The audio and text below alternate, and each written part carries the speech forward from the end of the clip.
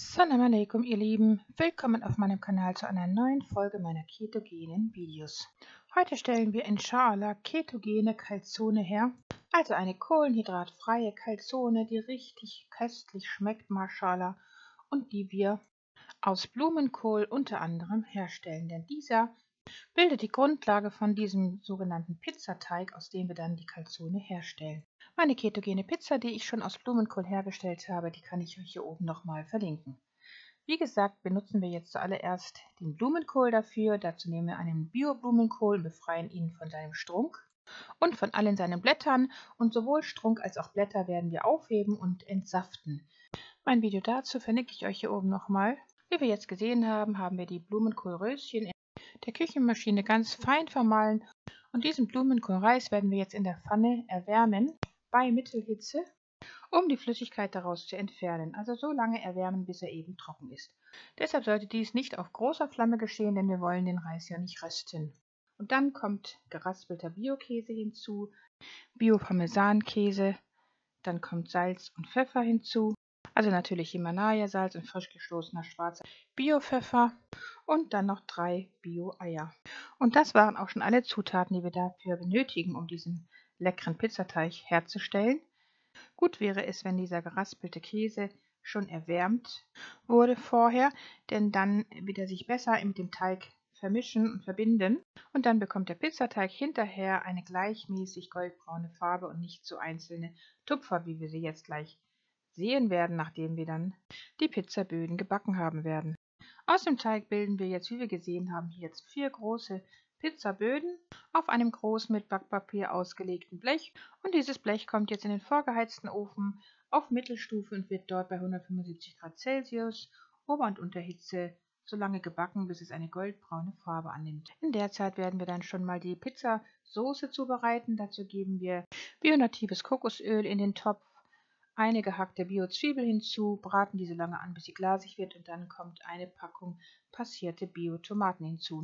Dazu kommen dann folgende Gewürze: mein selbstgemachtes Gemüsebrühepulver, das ich aus dem Trester meiner grünen Gemüsesäfte herstelle. Dann geben wir Knoblauch hinzu, Oreganum. Mein Video zum selbstgemachten Gemüsebrühepulver könnte ich euch hier oben nochmal verlinken. Dann geben wir noch Kurkuma, Himalaya-Salz und frisch gestoßener schwarzer Bio-Pfeffer hinzu. Die Gewürze kommen dann zur Tomatensauce hinzu, werden mit dieser nochmal gründlich verrührt, bevor wir dann noch Bio-Schlagsahne hinzugeben werden.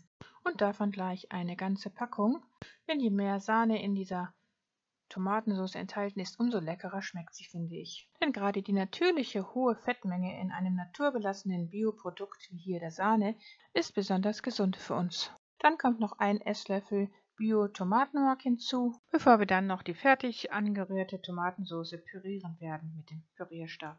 So stelle ich meine Tomatensauce her, aber natürlich könnte jeder sie so herstellen, wie er sie gerne mag. Ich stelle hier auch eine große Portion her, wie wir jetzt sehen, um sie dann portionsweise einzufrieren, denn so viel benötigen wir gar nicht für diese 4 Calzone. Tomatensauce stelle ich immer in großen Mengen her, weil man sie eben sehr gut einfrieren kann und sie für viele verschiedene Gerichte benötigt.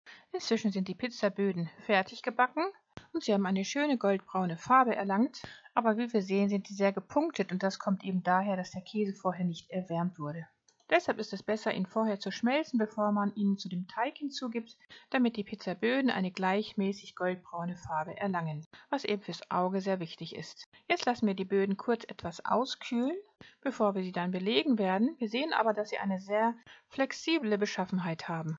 Und sobald sie dann erkaltet sind, geben wir ein neues Backpapier auf das Backblech und legen die Pizzaböden wieder zurück auf diese, und dann können wir diese jetzt belegen mit was immer wir gerne möchten. Zuerst geben wir natürlich die jetzt eben hergestellte Tomatensauce darauf, und zwar nur auf die Hälfte dieser Pizzaböden, weil wir sie ja hinterher zusammenklappen werden, und genauso werden wir das dann mit den Zutaten tun, mit denen wir sie jetzt belegen werden. Zuerst geben wir geraspelten Bio-Käse hin, dann gebe ich hier diese Sucuk-Wurst dazu.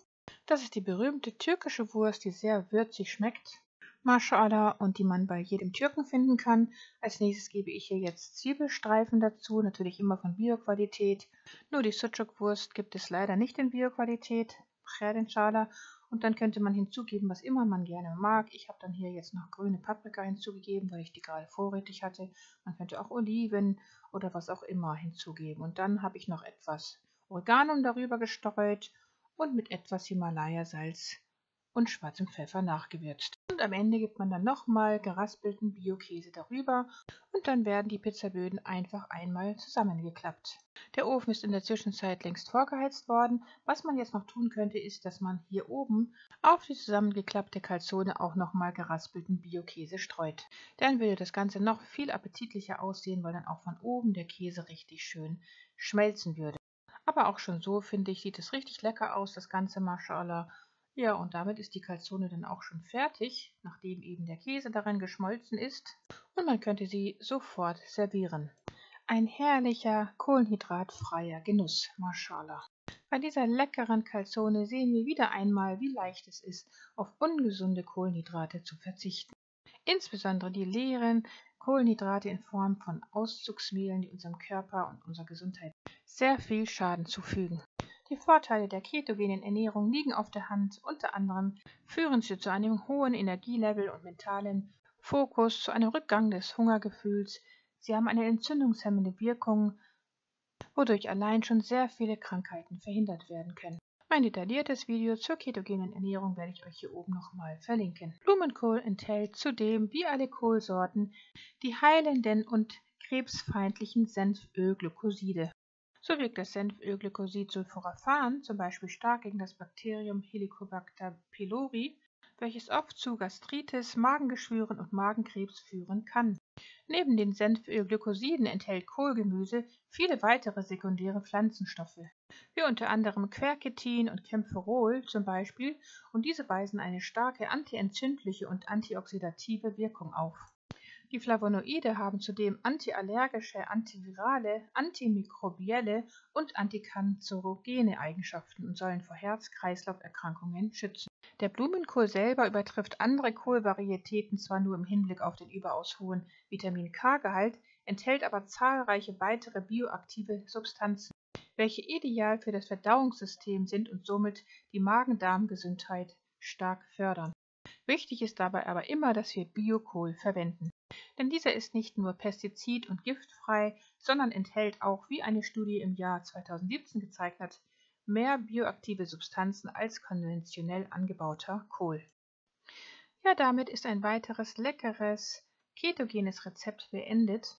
Ich wünsche viel Erfolg beim Nachbacken und wenn euch mein Video gefallen haben sollte, dann würde ich mich sehr über einen Daumen nach oben freuen und wenn ihr das Video mit vielen Freunden und Bekannten teilt. Vergesst auch nicht, das Glockensymbol zu betätigen, damit ihr kein Video in der Zukunft von mir verpasst. Liebste Grüße, Salam alaikum, eure Mariam.